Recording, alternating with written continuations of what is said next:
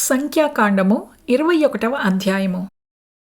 ఇజ్రాయేలీయులు అతారీయుల మార్గమున వచ్చుచున్నారని దక్షిణ దిక్కున నివసించిన కనానీయుడైన అరాదు రాజు విని అతడు ఇజ్రాయేలీయులతో యుద్ధము చేసి వారిలో కొందరిని చెరపట్టగా, ఇజ్రాయేలీయులు యెహోవాకు మొక్కుకొని, నీవు మా చేతికి ఈ జనమును బొత్తిగా అప్పగించిన ఎడల మేము వారి పట్టణములను నీ పేరిట నిర్మూలము చేసెదమనిరి. యెహోవా ఇజ్రాయేలీయుల మాట ఆలకించి ఆ కనానీయులను అప్పగింపగా, ఇజ్రాయేలీయులు వారిని వారి పట్టణములను నిర్మూలము చేసిరి. అందువలన ఆ చోటికి హోర్మా అను పేరు పెట్టబడెను. వారు ఏదోము దేశమును చుట్టిపోవలెనని హోరు కొండ నుండి ఎర్ర సముద్రము మార్గముగా సాగినప్పుడు మార్గాయాసము చేత జనుల ప్రాణము సొమ్మసిల్లెను. కాగా ప్రజలు దేవునికిని మోషేకును విరోధముగా మాటలాడి, ఈ అరణ్యములో చచ్చుటకు ఐగుప్తులో నుండి మీరు మమ్మునెందుకు రప్పించితిరి? ఇక్కడ ఆహారము లేదు, నీళ్లు లేవు. చెవిసారములు లేని ఈ అన్నము మాకు అసహ్యమైనదనిరి. అందుకు యెహోవా ప్రజలలోనికి తాపకరములైన సర్పములను పంపెను. అవి ప్రజలను కరువగా ఇజ్రాయేలీయులలో అనేకులు చనిపోయిరి. కాబట్టి ప్రజలు మోషే యొద్దకు వచ్చి, మేము యెహోవాకును నీకును విరోధముగా మాటలాడి పాపము చేసితిమి. యెహోవా మా మధ్య నుండి ఆ సర్పములను తొలగించినట్లు ఆయనను వేడుకొనుమనిరి. మోషే ప్రజల కొరకు ప్రార్థన చేయగా, యెహోవా, నీవు తాపకరమైన సర్పము వంటి ప్రతిమను చేయించి స్తంభము మీద పెట్టుము.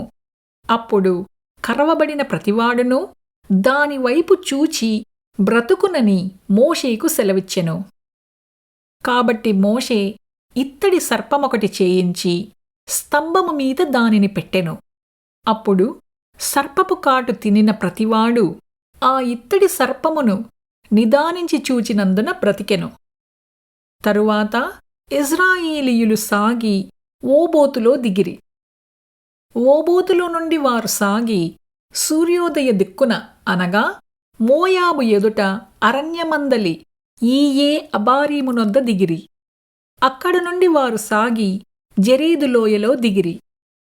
అక్కడ నుండి వారు సాగి అమోరీయుల పొలిమేరల నుండి వచ్చి ప్రవహించి అరణ్యమందు సంచరించు ఆర్నోను అద్దరిని దిగిరి. ఆర్నోను మోయాబీయులకును అమోరీయులకును మధ్యనుండు మోయాబు సరిహద్దు.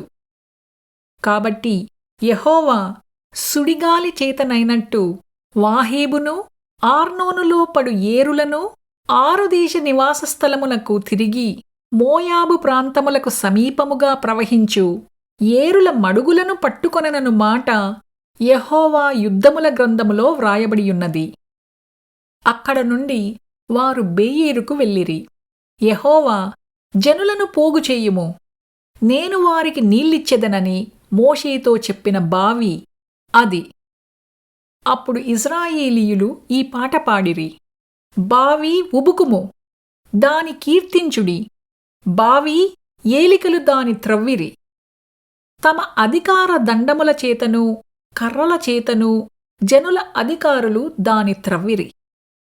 వారు అరణ్యము నుండి మత్తానుకును, మత్తాను నుండి నహాలియేలుకును, నహాలియేలు నుండి బామోతుకును, మోయాబు దేశమందలి లోయలోనున్న బామోతు నుండి ఎడారికి ఎదురుగానున్న పిస్గా కొండకు వచ్చిరి.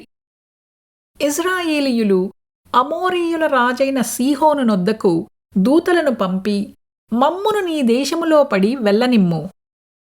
మేము పొలములకైనను ద్రాక్షాతోటలకైనను పోము, బావుల నీళ్లు త్రాగము. మేము నీ పొలిమేరలను దాటు వరకు రాజమార్గములోనే నడిచిపోదుమని అతనితో చెప్పించిరి. అయితే సీహోను ఇజ్రాయేలీయులను తన పొలిమేరలను దాటనీయలేదు. మరియు సీహోను తన సమస్త జనమును కూర్చుకొని ఇజ్రాయేలీయులను ఎదుర్కొనుటకు అరణ్యములోనికి వెళ్ళి యాహజుకు వచ్చి ఇజ్రాయేలీయులతో యుద్ధము చేసెను. ఇజ్రాయేలీయులు వానిని కత్తివాత హతము చేసి వాని దేశమును అర్నోను మొదలుకొని యబ్బోకు వరకు అనగా అమ్మోనీయుల దేశము వరకు స్వాధీనపరచుకొనిరి. అమ్మోనీయుల పొలిమేర దుర్గమైనది. అయినను ఇజ్రాయేలీయులు ఆ పట్టణములనన్నిటినీ పట్టుకొనిరి. ఇజ్రాయేలీయులు అమోరీయుల పట్టణములన్నిటిలోనూ హెష్బోనులోనూ దాని పల్లెలన్నిటిలోనూ దిగిరి. హెష్బోను అమోరీయుల రాజైన సీహోను పట్టణము. అతడు అంతకు మునుపు మోయాబు రాజుతో యుద్ధము చేసి అర్నోను వరకు వారి దేశమంతయూ పట్టుకొనెను. కాబట్టి సామెతలు పలుకు కవులు ఇట్లు చెప్పుదురు: హెష్బోనుకు రండి, సీహోను పట్టణమును కట్టవలెను, దానిని స్థాపింపవలెను. హెష్బోను నుండి అగ్ని బయలు వెళ్ళెను, సీహోను పట్టణము నుండి జ్వాలలు బయలు వెళ్ళెను. అది మోయాబునకు చేరిన 6 దేశమును కాల్చెను. అర్నోను యొక్క ఉన్నత స్థలముల ప్రభువులను కాల్చెను. మోయాబు, నీకు శ్రమ! కెమేషు జనులారా, మీరు నశించితిరి.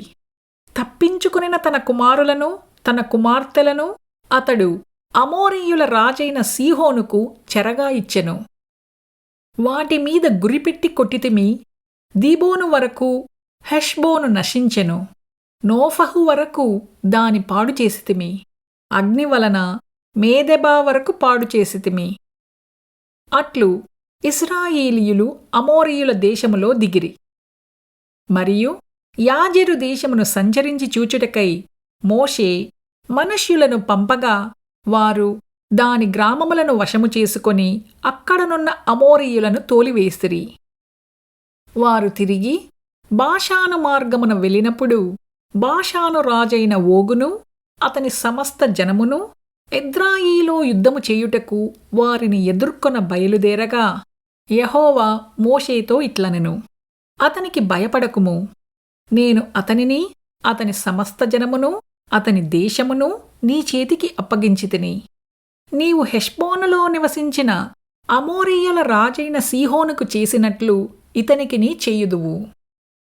కాబట్టి వారు అతనిని అతని కుమారులను అతనికి ఒక్కడైనను శేషించకుండా అతని సమస్త జనమును హతము చేసి అతని దేశమును స్వాధీనపరచుకొనిరి.